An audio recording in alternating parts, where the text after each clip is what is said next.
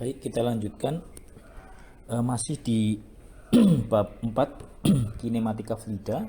Kita di bagian E, vortisitas dan rotasi gitu ya. Kita mengulang kembali yang di atas tadi sebenarnya. Vektor vortisitas kita biasanya menuliskan dalam bentuk zeta ya, itu lambang zeta seperti C itu zeta kita membacanya. Adalah seperti anak panah ya yang menggambarkan seberapa cepat partikel fluida berputar di suatu tempat dalam aliran. Jadi seberapa cepat partikel fluida berputar di dalam aliran. Jadi kita bisa membayangkan ya, jika kita punya air yang mengalir ya, air yang mengalir, dan kita ingin tahu seberapa kuat air itu berputar di setiap titiknya. Nah, vektor vortisitas ini seperti alat yang membantu kita melihat putaran tersebut. Jadi seberapa cepat, seberapa mampu sebuah partikel fluida ketika mengalir dia berputar. Jika suatu partikel air berputar dengan cepat, vektor vortisitasnya besar. Tetapi jika partikel air tidak berputar, maka vortisitasnya 0. Oke, jadi mudah kita bisa mulai memahami ya apa itu vortisitas. Secara matematis, kita bisa menghitung vektor vortisitas dengan memanfaatkan vektor kecepatan aliran V. Kita akan menggunakan operator khusus yang disebut curl V untuk menghitungnya, curl V atau nabla, operator nabla. Hasil dari perhitungan ini adalah vektor vortisitas zeta. Artinya zeta memberitahu kita seberapa besar dalam arah mana partikel-partikel berputar di tempat tertentu di dalam aliran. Rumusnya kita bisa cek rumus 4.55 ini. Zeta, vektor vortisitas atau zeta itu sama dengan vektor kecepatan nabla curl dikalikan V kecepatan vektor. Sehingga kita bisa juga membuat persamaan lain. Zeta itu sama dengan curl vektor kecepatan nabla. Nah, ini agak membingungkan ya. Dalam persamaan tersebut, V nabla itu melambangkan operator nabla. V tertutup vektor. Sementara V itu melambangkan vektor kecepatan. Jadi vektor kecepatan nabla dikalikan vektor kecepatan. Jadi persamaan 4.55 menjelaskan bahwa vektor vortisitas dapat diperoleh melalui operator curl dan dari vektor gradien V. Jadi dapat didefinisikan sebagai hasil persilangan antara operator nabla dan operator kecepatan. Itu simpelnya gitu ya. Nah, penjelasan curl atau nabla ini. Jadi jika kita membayangkan memiliki sungai kecil, kita ada sungai gitu ya, dan kita meletakkan sebuah daun di permukaan air sungai itu. Kemudian kita ingin tahu seberapa kuat arus air sungai sehingga membuat daun tersebut berputar. Jadi kita bisa melihat bagaimana daun tersebut bergerak di sekitar pusatnya, Kak. Nah, ini mirip dengan apa yang disebut curl. Curl adalah cara kita mengukur seberapa banyak arus berputar di suatu tempat dalam aliran. Jadi mengukur arus yang berputar dalam suatu aliran, sehingga membantu kita menemukan daerah di mana aliran sungai berputar atau berpusing ya, berpusang-pusang.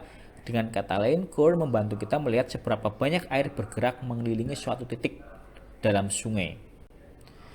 Untuk menentukan arah vektor vortisitas, lihat gambar 4.2. Vortisitas dapat dihitung secara fisik menggunakan aturan tangan kanan dengan melakukan perkalian silang. Nah, itu seperti menggunakan aturan tangan kanan ya, 4.33 aturan tangan kanan. Kalau kita menempatkan jempol itu di C sama dengan A kali B, itu A-nya lurus, B-nya itu masuk ke arah kita, ya kan? A-nya lurus ke depan, B-nya masuk ke arah kita, C-nya sama dengan A kali B, ya kan? Vortisitas dapat dijelaskan sebagai 2 kali percepatan sudut partikel fluida yang berputar. Lihat gambar 4.34. 2 kali sudut kecepatan. Nah, zeta itu sama dengan 2 kali V vektor ya, vektor V. Simbol vektor W digunakan untuk menggambarkan vektor laju rotasi dari elemen fluida. Ketika vortisitas pada suatu titik dalam medan aliran tidak nol, berarti partikel fluida di titik tersebut mengalami rotasi. Kalau zeta-nya itu tidak dalam keadaan, ketika zeta-nya itu tidak nol, ya berarti dia berputar. Jadi dalam hal ini aliran di wilayah tersebut disebut sebagai aliran yang mengalami rotasi.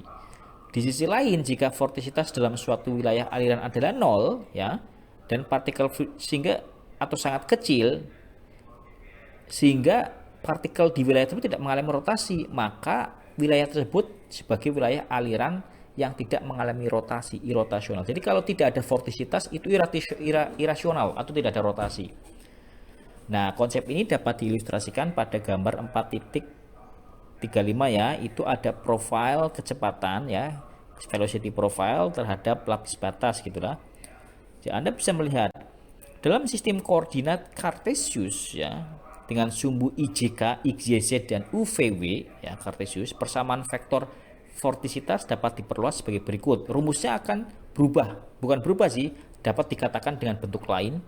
Zeta sama dengan dou per dy minus dou per dx kalikan I, itu kan sumbu X ya, dan dou per dou Z minus dou per dou X sumbu J plus dou V per dou X minus dou per dou Y sumbu K. Jadi, jika aliran hanya terjadi dalam dua dimensi pada bidang X, ya, maka komponen Z dari kecepatan W adalah 0. Ya, tergantung kalau kita dua dimensi ya X saja, Z-nya nggak ada. Dalam aliran dua dimensi pada bidang XZ, vektor vortisitas selalu mengarah ke arah Z atau sumbu Z. Gambar titik 4.36 ya, cek ya. Jadi gambar 4.36 ini mengilustrasikan bahwa partikel fluida dengan bentuk bendera, ya itu bentuk bendera ya, yang merah itu, berputar berlawanan arah jarum jam saat bergerak di bidang XY. X itu X sumbu X, Y itu sumbu Y ke arah keluar, ya kan? Oleh karena itu titik vortisitasnya menuju ke sumbu Z. Ya. Dalam sistem koordinat silinder, nah ini kalau kita sistem koordinat silinder, ini kan koordinat Cartesius, ya. Kita akan bicara koordinat silinder, bicara R, bicara theta dan bicara Z. Jadi R, theta, Z, R theta Z dan UR U theta UZ, sehingga persamaan vektor vortisitas dapat diekspresikan sebagai persamaan berikut pada persamaan 4.57. Zeta sama dengan 1 per R dou WZ dou theta minus dou V theta per dou Z kalikan R plus dou R per dou Z minus dou WZ plus dou R kalikan theta plus 1 per R dou V per dou X minus dou per dy kalikan EZ ya. Itu 3 dimensi ya. 3 dimensi untuk silinder. Dalam aliran 2 dimensi pada bidang R dan theta, vektor vortisitas selalu menuju ke arah sumbu Z. Sama teman-teman tadi, ilustrasinya dalam gambar 4.25 berikut, yaitu menggambarkan bahwa partikel fluida dengan bentuk bendera akan berputar searah jarum jam saat bergerak di bidang R theta, sedangkan titik vortisitasnya menuju ke arah sumbu Z. Sama seperti penjelasan pada Cartesius ya. Oke ya, mudah-mudahan Anda mulai memahami. Nah, ini adalah perbandingan dua aliran melingkar.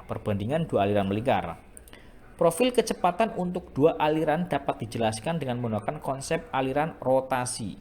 Secara fisik, hal ini berarti bahwa partikel-partikel fluida akan berputar saat mengelilingi titik pusatnya. Lihat gambar 4.38, arus rotasi. Dalam hal ini dapat digambarkan sebagai berikut. Untuk menggambarkan aliran rotasi dapat digunakan persamaan UR. UR sama dengan 0, U theta sama dengan WR. Dalam hal ini, partikel-partikel fluida akan berputar seiring dengan perputaran lingkaran di sekitar titik pusat. Seperti yang terlihat di gambar 4.38 ini ya. Persamaan vortisitas dalam hal ini adalah sebagai berikut. Jadi persamaan vortisitasnya adalah 4.59. Zeta sama dengan 1 per R dalam kurung dou re R U theta per dr kurangi dou UR per dou theta kalikan EZ sama dengan 1 per R dou WR kuadrat per dou R minus 0 kalikan EZ sehingga sama dengan 2 kali WEZ. Nah, sementara itu untuk menggambarkan aliran irasional dapat digunakan persamaan 4.60. UR sama dengan 0, U theta sama dengan K per R. Pada aliran irasional, partikel-partikel fluida tidak berputar secara fisik ketika bergerak dalam lingkaran di sekitar titik asal, seperti yang terlihat pada gambar 4.39. Sehingga persamaan untuk vortisitasnya dalam ini adalah zeta sama dengan 1 per R, do R U theta kali K dibagi dr, do R minus do U R per do theta kalikan EZ, jadi sama dengan 1 per R dk per dr minus 0 kalikan EZ, sehingga rumus zeta ini menjadi O delta W E Z. Jadi seperti itu ya. Ya, ini memang agak kompleks mengenai aliran-aliran ini terkait dengan rumus-rumusnya, karena ini melibatkan Cartesius X, Y, Z atau silinder R, theta dan Z. Oke, terima kasih.